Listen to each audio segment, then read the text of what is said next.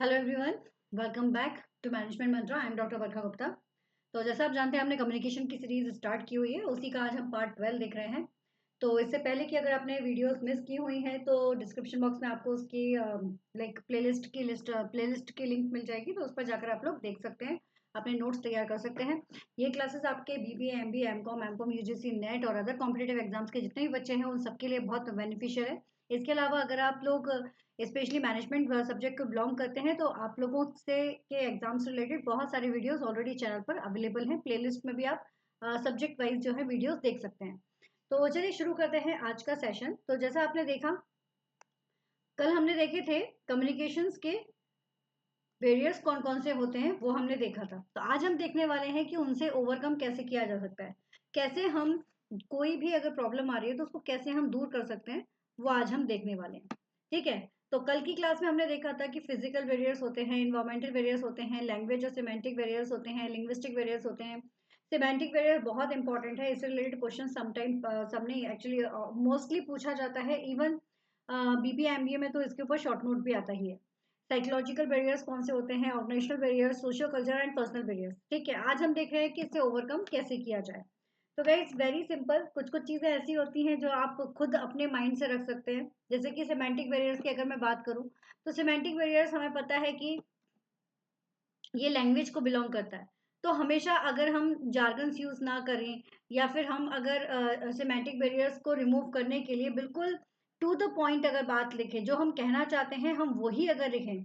ठीक है, जैसे मैंने आपसे कहा था कि राइट जो है, सिमेंटिक बैरियर्स बेसिकली क्या होते हैं, वही होते हैं ना कि लाइक समान अर्थ निकल कर आ रहे हैं। ठीक है, या फिर प्रोनाउंसिएशन आपका सेम निकल कर आ रहा है, होमोफोन्स अगर हैं तो वहां पर सिमेंटिक बैरियर्स आ सकता है। तो उस केस में हम ये कर सकते हैं कि डिस्क्रिप्शंस में सही बात जो है उसको भी मेंशन कर दे कि आप एक्चुअली क्या कहना चाहते हैं, डायरेक्शन कहना चाहते हैं या करेक्शनिंग को बताना चाहते हैं, या अपने सेंटेंस में उस बात को प्रॉपर तरीके से अगर बताए तो सिमेंटिक बैरियर्स को रिमूव किया जा सकता है। तो अभी कुछ इसी तरह के कुछ और भी ओवरकम वाली टेक्निक्स हमारे सामने मौजूद हैं जिनको हम यहाँ पर देख रहे हैं। जैसे कि ओवरकमिंग परसेप्शनल बैरियर्स। सबसे बड़ी सबसे इंपॉर्टेंट चीज होती है कि अगर आपको कम्युनिकेशंस के बैरियर को दूर करना चाहते हैं तो सबसे पहले अपने परसेप्शन को चेंज कीजिए। कई बार ऐसा होता है कि लाइक कम्युनिकेशंस में मेन प्रॉब्लम ही होती है पर्सन्स का परसेप्शन, है ना। अगर प्यूपल ने अपना जो परसेप्शन है वही अगर गलत बना के रखा हुआ है, ठीक है, अगर अपना परसेप्शन ही पर्सन्स ने गलत बना के रखा हुआ है तो उस केस में कोई कितनी भी बात कर ले वो उसको सही समझेगा ही नहीं। तो कम्युनिकेशन बैरियर्स में साइकोलॉजिकल वाला जो हमने देखा था वो इसी वजह से है। तो अगर हम अपने परसेप्शंस को सही कर लेते हैं, है ना, अगर हम अपने परसेप्शनल बैरियर को सही कर लेंगे तो हमारा जो साइकोलॉजिकल बैरियर है वो आसानी से सुधर सकता है। ठीक है। Now the next one is effective listening. ये बहुत जरूरी है। जैसे हमने कहा था क्लासरूम में डे ड्रीमर्स भी काफी सारे मिल जाते हैं। तो अगर आप प्रॉपर तरीके से सारी चीजों को सुन रहे हैं, देख रहे हैं, देखने के साथ साथ अगर आप सुन भी रहे हैं तो इफेक्टिव लिसनिंग आपको रिस्पॉन्स करने में बहुत मदद करती है। सेंटर ने अपनी बात बोली लेकिन रिसीवर ने सुना ही नहीं तो कोई मतलब नहीं है। तो अगर रिसीवर तक बात पहुंची है तो दैट मीन्स कि उसकी जो लिसनिंग पावर है वो कैसी है, इफेक्टिव है, क्योंकि तभी तभी वो सही तरीके से सुनकर सही तरीके से रिस्पॉन्स दे पाएगा। फिर आता है create synergistic environment.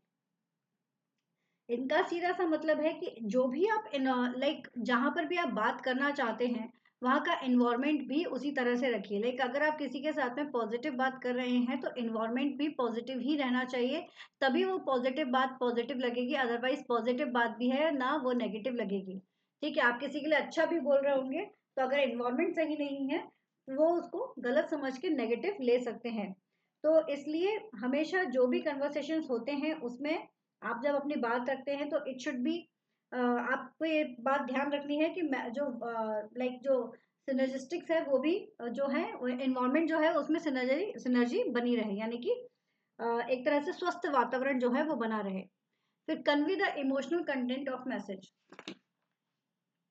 Sometime it's may be possible कि जो आपका कंटेंट है ना, लाइक सीधी सी बात है कि आप जो भी कंटेंट जो भी मैसेज आप भेजना चाहते हैं, तो जितने भी कम्युनिकेशंस होते हैं उन सारे कम्युनिकेशंस में कहीं ना कोई सिचुएशंस रिक्वायर्ड होती है, और हर सिचुएशंस का अपने कुछ स्पेशल पार्ट और स्पेशल मैसेजेस होते हैं।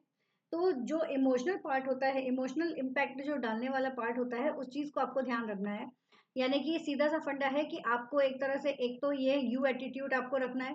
यू एटीट्यूड का क्या मतलब हो गया कि आप हमेशा सामने वाले को कंसिडर करके कोई भी अपनी बात बोलेंगे, क्योंकि अगर आपने सामने वाले को कंसिडर करके बात बोला है तो इमोशनल फैक्टर ऑटोमेटिकली आपके मैसेज में इन्वॉल्व हो जाएगा, और जब इमोशनल फैक्टर इन्वॉल्व होता है तो मैसेज जो है वो ज़्यादा अच्छे से सामने वाले को समझ में आता है और रिस्पॉन्स भी आपको बहुत जल्दी मिलता है। इसलिए convey emotional content of messages, that is most important to remove the barriers of communication.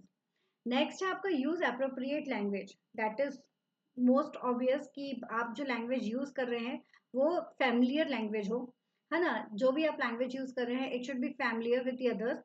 And the most important thing is the communications में, आप किसी के साथ भी अगर कम्युनिकेट कर रहे हैं तो use that kind of word which is familiar for all the persons who involved in that particular communications. Never use jargons or the specific that kind of words which is only understood by you and few of them. ठीक है, तो हमेशा ऐसे words को use करना है, हमें ऐसी लैंग्वेज को यूज करना है जो सभी के लिए कन्वीनियंट हो, तभी कम्युनिकेशन जो है वो प्रॉपर हो पाएगा। अदरवाइज यहाँ पर भी आपको बैरियर्स देखने को मिल सकते हैं। नेक्स्ट है आपका यूज प्रॉपर चैनल। जब भी आप मैसेज भेजना चाहते हैं उसके लिए सही चैनल यूज करना भी बहुत ज्यादा जरूरी है, क्योंकि एवरी कम्युनिकेशंस में कुछ ना कुछ सिचुएशंस रिक्वायर्ड होती है, किसी ना किसी सिचुएशंस के अकॉर्डिंग हम यहाँ पर कम्युनिकेशंस करते हैं। तो सिचुएशन के अकॉर्डिंग ही आपको क्या करना है, अपना मीडियम जो है या चैनल जो है वो यूज करना है। जैसे फॉर एग्जांपल अगर आप कोई अर्जेंट में आपको कोई बात कहनी है, अर्जेंट में अगर आपको कोई बात कहनी है तो इट्स बेटर कि आप कॉल करें, यानी कि आप टेलीफोन या फिर आप टेलीफोन का यूज करें या फिर आप मोबाइल का यूज कर सकते हैं कि अपनी बात आप तुरंत पहुंचा रहे हो सामने वाले तक। बट आपको लगता है कि नहीं इतना अर्जेंट नहीं है, अगर वो एक आध दिन में भी देख लेता है तो भी सफिशिएंट है, तो आप उसके लिए ईमेल जो है वो सेंड कर सकते हैं। तो इसलिए प्रॉपर चैनल का जो है यूज करना बहुत ज्यादा जरूरी होता है। और कहीं लगता है कि नहीं फेस टू फेस ही हो सकते हैं तो आप उस केस में फेस टू फेस यूज कर सकते हैं। नेक्स्ट है इनकरेज ओपन कम्युनिकेशन। मैनेजमेंट में आपको देखने को मिलेगा कि ओपन कम्युनिकेशन पॉलिसीज जो है वो आ चुकी है।